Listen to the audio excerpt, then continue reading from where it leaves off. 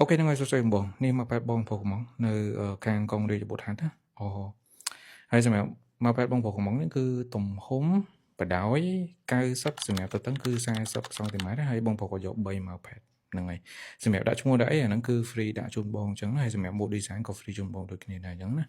សម្រាប់ mode design បងប្រុសគាត់ចង់បាន background ពណ៌ខ្មៅលាតសុទ្ធហ្មងហើយជាមួយនឹងស៊ុំពណ៌ទឹកមាស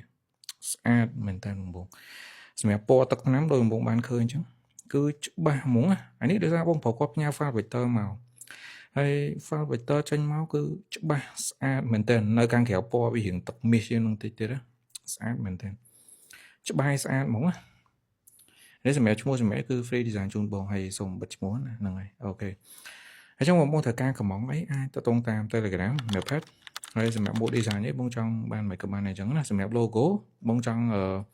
print ដាក់ logo បងផ្ញើទៅ logo មកអញ្ចឹងណាបើថាបងចង់ print រូបអីគេបងផ្ញើរូបនឹងមកអញ្ចឹងណាហ្នឹងហើយតើតើមួយទំហំក៏អាចកំងបានដូចគ្នា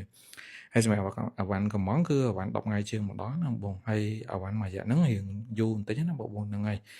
សូមអធិស្ឋានបងផងអញ្ចឹងណាហ្នឹងហើយអរគុណបង